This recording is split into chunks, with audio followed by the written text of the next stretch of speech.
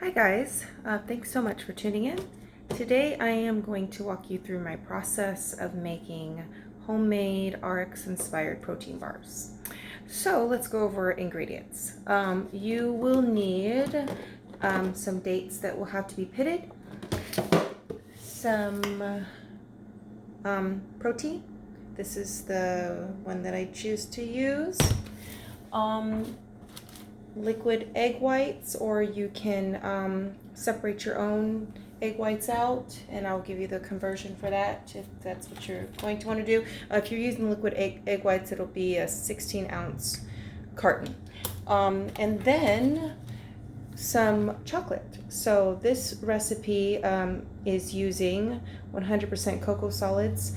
That means that there's no sweetener in this chocolate whatsoever, but you will not need the sweetener because of the amount of dates that you're putting in. So the first thing you're going to want to do is you're going to want to make sure that your dates are pitted, and this recipe for 12 bars is going to call for 16 pitted dates. So I already put that through my food processor, as you can see here, and put it in there for about 30 seconds, and it's going to look kind of like chunky dough. So that just breaks that up. And then once that is broken up, then you'll want to put the egg whites in to mix everything in. Probably about another 30 seconds we'll do it. Let me get that started. And while that's getting started, I'm going to go over the macros and nutrition information with you. Okay. So, into a quieter room. So first of all, let's go over your standard RX bar. So I have actually I have a wrapper here from an RX bar. So this one is coconut chocolate. And inside of this one, it is 210 calories, 9 grams of fat, 23 grams of carbs, and 12 grams of protein.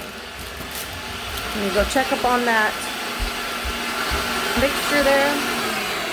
Okay, so that is your standard RX bar nutrition information and macros, and they're all pretty much around that, around those numbers. For what we're making today, this is going to be 170 calories.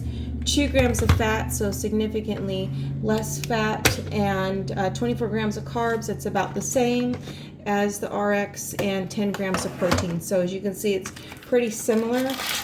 RX bars are they are egg white and date based protein bars. So is this recipe. So this is a great substitute for you if you like the texture and the taste of RX bars, and also the macros that's sitting in those bars. So now that that's mixed up, we're gonna have to add the protein in, and for the protein, I just use 2 servings. So for this specific protein, that would be 2 scoops. I'm gonna want to put that back into the processor for just a few seconds to mix it all in.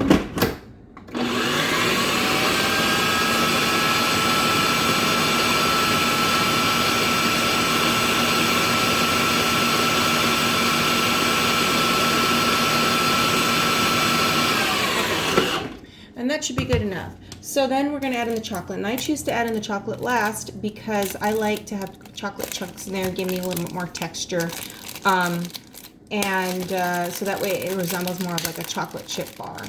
And I'm not using this whole entire bar. What I use is about 3.5 servings. So for this box, that's all except for 1 row of squares. So we're just going to put that into our processor.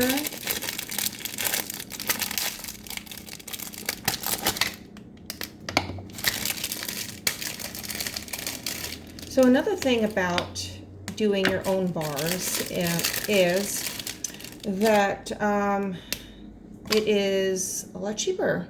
The RX bars run about $2. sometimes they're a little bit more, sometimes 10 cents cheaper, so like $1.90 is about the cheapest that I have found them.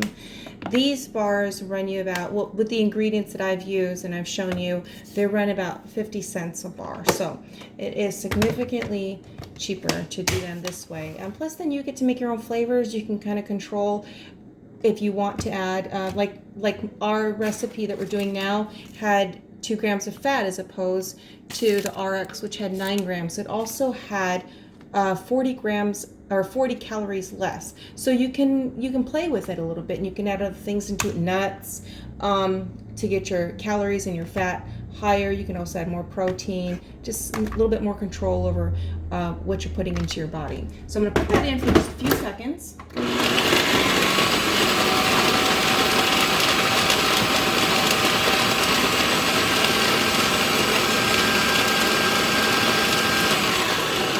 So remember, I said I personally like to make sure that I still have some chunks in there just for texture. So that's all mixed up and it's ready to go into a baking dish, which I have sitting out here, and I put parchment on top of it because it makes it easy to cut it once it is cooled down, and also because of the eggs that are sitting in this, since it's an egg base, the parchment just ensures that it's not sticking to your baking dish. So just spread it evenly, and you'll notice that the chunks are here at the bottom, so that's why I took my rings off, so I can get my hands in here and make sure that everything is spread evenly, and that is gonna be some lovely texture.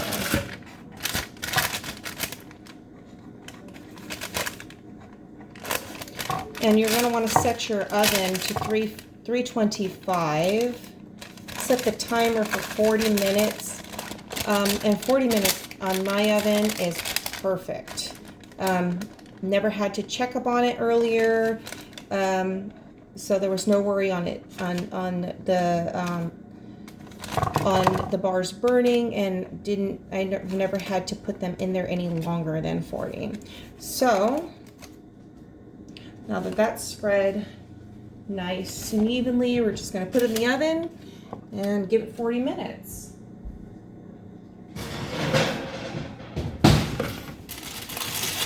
So it hasn't been 40 minutes, but that's my second batch going in. So 40 minutes later, this is something that you're going to have. It's going to look kind of like a flat cake or like light brownies. So then you'll just cut these into 12 even squares. And I wrap them in some more parchment, when they're done, you'll have something that kind of resembles this. So I'm going to take a bite into this one, and I want to thank you again for tuning in, and goodbye for now.